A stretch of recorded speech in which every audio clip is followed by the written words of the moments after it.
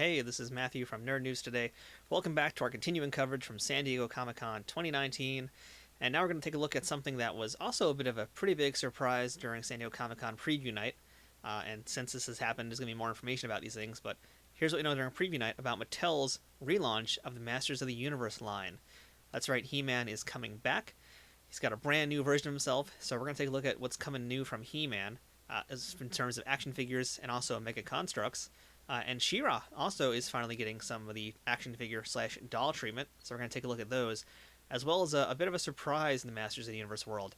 So we'll come to that when we get to it. But first off, let's go ahead and take a look at what's new from He-Man, starting with the Mega Construx. And shout out to Toy News Eye and Toy Arc. You're going to see a lot of photos coming from them as we look through all the different things here. But here you can see some of the Mega Construx. We've got Prince Adam in the Sky Sled next to a yellow version of Beastman, which I think was actually a variant or a different appearance he had in one of the early comics. So surprising to see that as a figure, but we're getting the Sky Sled. And we're also getting the Wind Raider with Point Dread. So you can see in the background, that's Castle Grayskull hanging out over there, and I got a few shots of that. But again, if you want to see more of that, go to Toy News Eye to look at their full photo gallery. But here you can see the Wind Raider on top of Point Dread, so that is going to be an attachment that you could put onto your Castle Grayskull if you have it by now. And if you don't, well, you should probably get it, because it's really, really big and really awesome. And in fact, there it is. And you can see how enormous Castle Grayskull is. So that set is actually available right now. It is a very, very expensive set, but you can see the absolute immense size of it. And, oh my god, that thing's just huge. Like, I wish I had the space for that. If I had it here, it would basically be where I am right now, because it's just so big I have nowhere else to put it. But there's Castle Grayskull, and you can see a bunch of the minifigures behind it. Here's another angle of that Prince Adam. And if you look behind him, you're going to see a toy that we're going to see a little bit later on, a better shot of. But there is going to be a new Battle Armor Skeletor with Panthro, which he can actually ride. So we're going to be getting Panthro as well as Battle Cat, you'll see in a few photos as well. But yeah, like the He-Man line, the Master Universe line this year from Mattel, it's really, really getting big. They've really expanded it. You can see here's a few pictures of Stratos, Mossman, and Prince Adam. So I think those are all new figures that are going to join the Mega Construx line. And yeah, they're getting really crazy this year with He-Man. I think it's because the movie is coming out, I guess, next year or the year after. Whenever, at this point, whenever it's coming out, I'm pretty sure it's next year. They're going to be going all in on Masters of the Universe and Mattel's He-Man toys, so it makes sense. Here you can see Evil Lyn. Actually, first you can see Skeletor, but they've already made Skeletor. But you can see now Evil Lyn. There's Fisto and T-Law off to the side in her armor. I'm actually really happy to see Fisto. Despite his name being so stupid, I actually do think he's like one of my favorite characters in the entire Masters Universe mythos, and they looked really fun. To be fair, these Mega Constructs are actually very cool. Here's Merman riding inside the Roton, which I'm surprised they made that vehicle as well, but you know what, they're going deep, and they have to, because there were so many crazy vehicles. I'm hoping we get a Land Shark eventually. Didn't show it off this year, but Land Shark, please, Mattel, make that happen. But at the very least for now, we're getting Merman, we're getting the Corn Sword, we're getting the Trident, we're getting a really great thing. And here, speaking of, again, there's Stratos in the back again, yeah, no, I'm pretty sure it's Stratos, not Zodak. It's Stratos. But we're getting, more importantly, Prince Adam, aka He-Man. He-Man in the battle armor, riding Battle Cat. That's really cool. It's a mouthful. That's why I'm a little flustered saying it, because it's actually really, really cool. I don't normally collect Mega Constructs, but I'm really liking the vehicles and everything that they're doing with it. So here's the Wind Raider. I miscalled the other vehicle the Wind Raider earlier, but there's the Wind Raider Mega Constructs, which is already currently available.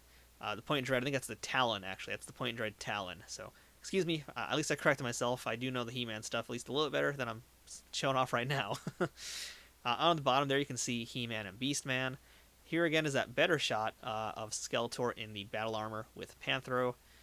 And there's Zodak. There is actually Zodak, so you can see him right there. These minifigures are really cool. I'm a big minifigure collector. Actually, right behind him, by the way, you can see the Sorceress. I didn't mention that yet, because there wasn't any of the other photos. But you can see the Sorceress right by Skeletor's battle axe. So yeah, I'm a big fan of the He-Man line. I love the Mega Constructs in theory, but it's a little much for me, because as you can see, it's like I'd basically be buying a whole bunch of new toys. It's a whole new scale to collect. I'm kind of trying to focus, and I think I'm going to focus my efforts on what you're going to see coming up in a few photos from now, or possibly next. And that's going to be the Masters Universe Origins line. So again, here's just another final look. There we go. So this was a San Diego Comic-Con reveal. That's just a tablet, so that's not very exciting, but we'll see actual pictures of the toys momentarily. But Mattel is now doing Masters of the Universe, and they have relaunched it as a new line. And this line is the Masters of the Universe Origins line. So what that is these are 5.5-inch figures that are essentially the same style and similar sculpting, but updated sculpting to what they did originally in the original He-Man toys from the 80s. Here's another quick shot of Castle Grayskull, by the way. So I'll just keep talking about origins while we go through this gallery here. So at this point, they have only shown off, as a preview night, they've shown off Skeletor and they've shown off He-Man. And the cool thing about them is that they have updated points of articulation. So you guys might remember the original toys. The articulation was not very good on any of them, to be quite fair. It was rubber bands and, very stiff movement. Not much, because at the time that's what it was. Now it's 2019, heading into 2020. Now they can do a lot more with stuff. So you're going to see that these figures have updated articulation. They've got, looks like ball joints in the shoulders, the elbows, the knees. They can actually hold themselves up, and it looks like they'll be able to stand up for a much longer amount of time. In fact, here you can see a little bit more information. This was one of the little things there. That kind of just goes over exactly what I said moments ago about the origin line. But yeah, really the biggest thing is that you can get them in really great poses. They're much more playable to, I think, the kids of today who want to have something that's like, much more playable in this manner. And just updated sculpts too. These are more modernized sculpts. And in fact, here's a look at Skeletor, so you can see what I'm talking about. You can see he's got the wrist articulation, he's got knee, he's got ankle, he's got the swivel on the elbow, he's got the shoulder joint. There's a lot of articulation here. This is basically double what the original figures had. That alone makes them great. And now you can see the face sculpts as well on the body. It's basically keeping that exact style that we all love from the original toys, but it's updating them with more modern sculpts. Here's a look at He-Man as well. And so yes, of course, He-Man and Skeletor each come with half of the power sword. They can combine them and, make the full super duper power sword. Hooray. But most importantly, He-Man does have that axe and the shield as well. What's nice about these is that they're really simple figures, and you can see, like, even in his belt here, it's not painted up any differently than it would be if it was like a special figure. It's kind of just like how the toys are. And here's a shot of the packaging. So, again, the big selling point is, and you can see it there in the Starburst graphic, that they are highly articulated for power posing. So these are really meant with the mint on card collectors. You can see based on this, they're meant for the loose collector who want to pose and do figure photography. And to be quite honest, they're meant for kids who want to play. Obviously kids will play with anything and they'll love the originals, but these are more modern looking and they can do a lot more stuff. So I think, this is basically introducing modern children to Masters of the Universe, and that's not a bad thing at all. So again, shout out to Toy News Eye and Toy Arc for helping out with the photos. If you want to see a lot more photos of all these things, make sure to go to either of those two sites and look at their full photo galleries, because we are borrowing so many pictures from them, but we're not borrowing everything. So if you want to see more in-depth photos, go ahead and check out their sites. Now, speaking of, these are photos from Preview Night, and you can see right behind Skeletor and He-Man, there's like a little empty placard, a little empty spot. So during the show, they're going to reveal a few more figures. So we're going to probably do an update video at the end of the con to see how much more we've learned about the entire line. But as of now, there are a few more figures that they're going to unveil during the weekend. Who those are, I'm not quite sure. Your guess is as good as mine. I want to go with most likely Teela will join the line. And I'm predicting also probably Man-at-Arms would make sense. I mean, I'm more or less thinking who would have, who was part of the first initial wave of those toys. So, I'm going with those guys as my first picks. Probably a Beastman. We could get a Beastman as well. It's a strong possibility. I also am thinking Merman, because Merman's just awesome. But again, who knows? There's a lot of characters they can obviously do, and that they're going to do, because when Mattel does Masters of the Universe and He-Man, they commit, as we saw when Matty Collector was doing their stuff. They commit to the finish line. And again, it looks like at this point, with Super 7 not showing off anything new, Masters of the Universe, it's safe to say that I think Super 7's done with the license.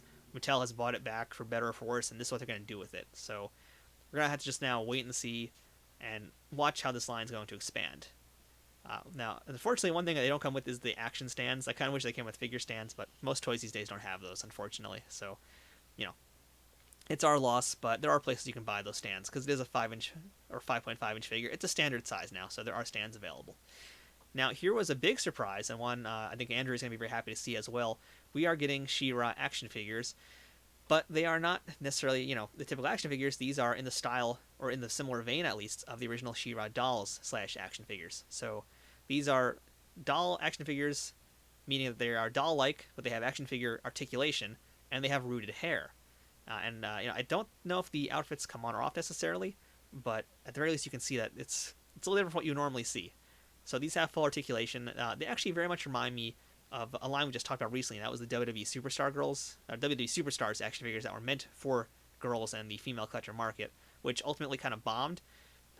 Based on what I'm seeing here, and here's Catra, I'm thinking that they basically have learned from their mistakes. Like, these look like seriously good updates to what they did, and a really good intermediate between those two things, because we saw them relaunching the DC Superhero Girls line as well, and it's kind of like this as well. They're highly articulated, fashionable dolls that can still play. Like there's a lot of different things going on with these dolls and these action figures, whatever you want to call them. But the point is, they're trying again, and I think that this is going to do it. I think this is how the style of the figure should be. I think this is probably the perfect marriage between the two types of play that girls are going to have, and I think also some boys might want to play these things too. But that's a whole other video for a different day. But overall, I think these Shira figures / dolls are looking really, really good. And there you have Bo, in fact, and we're getting Swiftwind. So again, I'm saying it's a throwback because Swiftwind here is not even articulated in any way at all. And I think that's how the original was as well. And he really was just like one static figure. It was one static doll. Didn't actually move. But this one here, again, looks like it's the same thing. But it's just nice to have this kind of like classic style of figure returning and also bringing back Shira. And now, again, here is Princess Adora and Shira side by side. So they're doing this because in the current DreamWorks Netflix cartoon series, whenever Adora turns into Shira, she basically grows like an extra foot or two. So she's pretty enormous. Her muscles get bigger, everything gets bigger. So you can see here, there's a big size difference. There's an obvious size difference, so that's going to affect your playability. And Shira is basically the Andre the Giant of this line. She is enormous, but it looks really good. Like, this is a really cool looking figure. It's a really cool looking doll, whatever you want to call it, whatever it's going to be. How you want to classify it's up to you ultimately. But the point is that I think they've figured out what they want to do with these female-oriented action figures. And I think this is going to be the win that they've been looking for, that they missed out on with the WWE Superstars line and the other DC Superhero Girls. So at this point, we're just kind of repeating, but there's actually one other big announcement that I wanted to show off, and it wasn't directly Masters of the Universe. This was actually Masters of the Universe crossover. This is how I do crossovers in my hands. So this was revealed, oddly enough, during the WWE panel. And so I don't know if you guys heard about this yet or not, but WWE is doing a crossover, and brace yourself for this one, with Masters of the Universe. So this was a complete surprise. This was shown off during the WWE panel, and this is basically towards the end of the panel, I guess. Again, completely out of left field, but since Mattel has this Masters Universe license again, they're going all in. They're going deep and hard with these Masters Universe figures. That was a terrible way to put it, but you know what I'm saying here. I'm kind of excited for these. These actually do look really cool. So we're getting a pretty expansive line from this, which is why I'm saying, Mattel is going to commit to this very hard. They're committing and pushing the Masters Universe very hard, and they wouldn't do these figures that you're seeing here unless they were going to go that hard. So here we've got Sting with a Clawful arm, which to me says we're going to get Clawful sooner than later, and yay, because Clawful is the best, Clawful #1.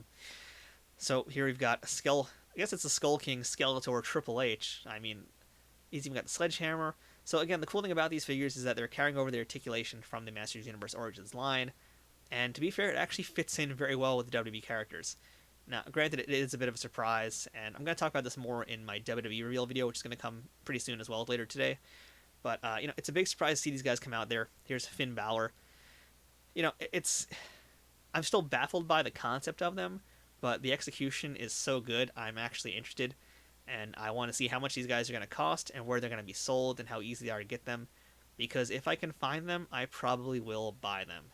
And I hate that I'm saying that, because I don't want to buy more stuff like this. But look right there. There's a Castle Grayskull ring, for crying out loud. A Castle Grayskull ring. And there's a different Triple H and a John Cena. And that's a more modern style Triple H, which I think is kind of an in-joke, because it's based on Terror Claw's Skeletor. And Triple H's one of his earliest ring names, WCW, was Terror Rising. That's got to be a rib. Come on, that's a rib right there.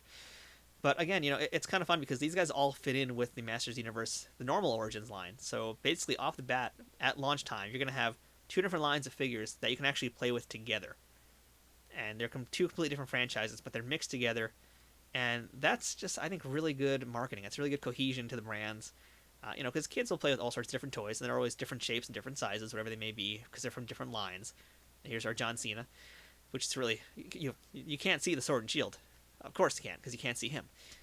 It's a great marketing because you can play these figures at the same size, same scale. In most of these cases, a lot of their accessories come off, so they're basically like normal figures. They just happen to have a few He-Man related paraphernalia on top of them.